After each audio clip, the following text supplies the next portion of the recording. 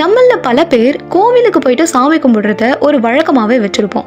ஆனா நம்ம வீட்லயே பூஜை அறை இருக்கும், இருந்தாலும் நாம ஏன் கோவிலுக்கு போய் சாமி கும்பிடுறோம்? காரணம் என்னன்னா, நம்ம கோவிலுக்கு போகும்போது நமக்கு பாசிட்டிவ் வைப்ரேஷன் அதிகமா கிடைக்கும், மனசுல ஒரு மன நிம்மதி இருக்கும், அதே மாதிரி ஒரு அமைதியான சூழ்நிலையும் நம்ம மனசுல உருவாகும். அதனாலதான் நம்ம கோவிலுக்கு போயிட்டு சாமி கும்பிடுறோம்.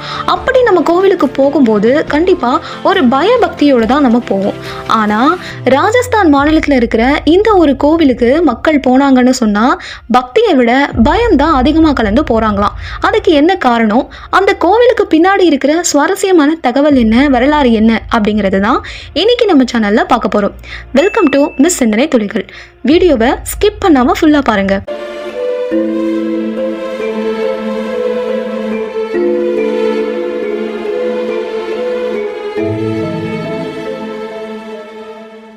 பொதுவாகவே கோவில்கள்னு சொன்னால் ஆன்மீகத்தை பறைசாற்றக்கூடிய விதத்தில் தான் இருக்கும் இல்லையா?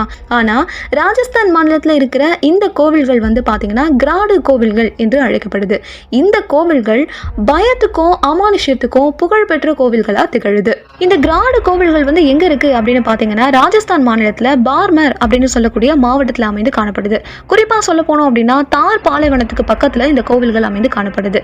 காடுகள் நிறைந்த பாலைவன பகுதியில் இந்த கோவில்கள் அமைந்திருந்தாலும் கூட இந்த கோவிலுக்கு போற வழி பாத்தீங்க அப்படின்னா கான்கிரீட் தளமிட்டு ரொம்பவே அழகா பராமரிக்கப்பட்டு வருது. ஏன் இந்த கோவிலுக்கு பக்தர்கள் ஒரு பயத்தோட போறாங்க அப்படின்னு பாத்தீங்கன்னா, அங்கதான் ஒரு சுவாரஸ்யமான தகவல் மற்றும் ஆச்சரியமான ஒரு தகவலும் இருக்கு. என்னன்னா, இந்த கோவிலுக்கு 6 மணிக்கு மேல போனீங்க அப்படின்னா கல்லா மாறிடுவீங்களாம் அப்படின்னு நான் சொல்லல, அந்த உள்ளூர் மக்கள் எல்லாமே இன்னைக்கு வரைக்குமே ஸ்ட்ராங்கா இதை நம்பிட்டு இருக்காங்க. இன்னைக்கும் கூட 6 மணிக்கு மேல இந்த கோவில்ல யாருமே இருக்க மாட்டாங்க. சொல்ல போனா அந்த பக்கமே யாருமே போக மாட்டாங்க.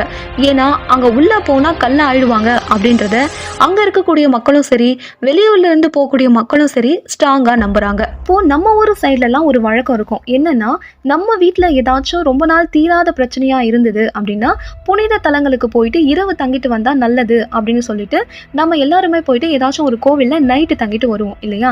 அதே மாதிரி இந்த கோவிலுக்கு போனீங்க அப்படின்னா நீங்க தூங்கி கொண்டிருக்கும் போதே திடீர்னு சிலையா மாறிடுவீங்களாம் அப்படின்னு இந்த கோவிலுக்கு ஒரு சாபம் இருக்கிறதா அந்த உள்ளூர்வாசிங்க நம்புறாங்க. இந்த கோவிலுக்கு பின்னாடி என்ன கதை சொல்லப்படுது அப்படின்னு பாத்தீங்கன்னா, பல ஆண்டுகளுக்கு முன்னாடி இந்த ஊருக்கு ஒரு முனிவர் வந்ததாகவும், அந்த முனிவருக்கு இந்த மக்கள் செய்த ஏதோ ஒரு செயல் பிடிக்காத காரணத்தினாலும் இந்த மக்களை கல்லாக போகும்படி அந்த முனிவர் சபிச்சிருக்கிறாரு. அதனாலதான் இந்த கோவிலுக்கு 6 மணிக்கு மேல வந்தா கல்லா மாறிடுவாங்க அப்படின்னு சொல்லிட்டு அந்த மக்கள் நம்புறாங்க.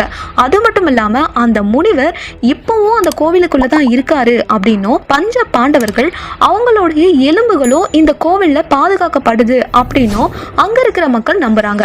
இது கேட்கவே ரொம்ப ஆச்சரியமா இருக்குல்ல? எல்லாரும் கட்டுக்கதை சொல்றாங்க அப்படிங்கறதுனாலதான் இந்த கோவிலை பார்த்து வெளியூர்ல இருந்து வரவங்களும் பயப்படுறாங்களா அப்படின்னு பாத்தீங்கன்னா, அதுக்கு வேற ஒரு காரணமும் இருக்கு.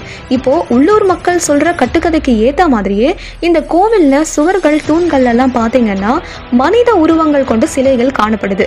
இந்த சிலைகள் எப்படி இருக்குன்னா, உயிரோட இருக்கிற ஒரு மனுஷன் அப்படியே கல்லா மாறினா எப்படி இருக்கும் அதே மாதிரி காணப்படுது. அதனாலதான் அவங்க சொல்லக்கூடிய கதையெல்லாம் உண்மையா இருக்குமோ அப்படின்னு சொல்லிட்டு இந்த கோவிலை பாக்குற வெளியூர் பயணிகளுக்கே ஒரு பயம் வருது அப்படின்னு சொல்லிட்டு சொல்றாங்க.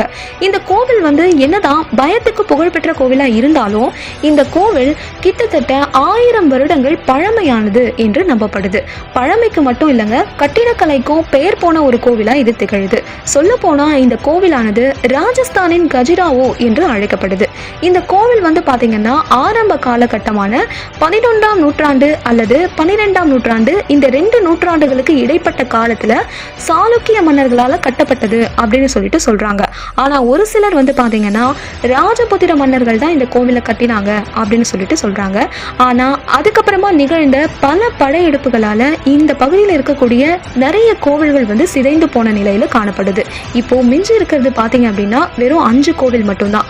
அந்த 5 கோவில்லையே சோமேஸ்வரர் கோவில் தான் பிரம்மாண்டமான கோவிலாகவும் முழுமையான கோவிலாகவும் உள்ளது.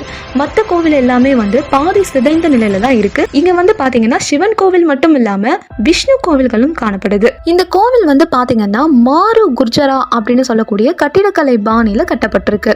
இன்னைக்கு நம்ம சேனலில் பார்த்த இந்த கோவிலை பற்றி நீங்கள் என்ன நினைக்கிறீங்க? உண்மையாகவே மனிதர்கள் இங்கே போனால் 6 மணிக்கு மேலே கல்லாயிடுவாங்க அப்படிங்கிறத நீங்கள் நம்புறீங்களா? இல்லை இது வெறும் கட்டுக்கதை அப்படின்னு சொல்லிட்டு நினைக்கிறீங்களா? எதுவாக இருந்தாலும் மறக்காம கீழே கமெண்ட் பண்ணுங்கள். உங்களுக்கு இந்த வீடியோ பிடிச்சிருந்ததுன்னா லைக் பண்ணுங்கள், உங்கள் ஃபேமிலி அண்ட் ஃப்ரெண்ட்ஸுக்கும் ஷேர் பண்ணுங்கள். மறக்காமல் நம்ம சேனலை சப்ஸ்கிரைப் பண்ணுங்கள். நன்றி.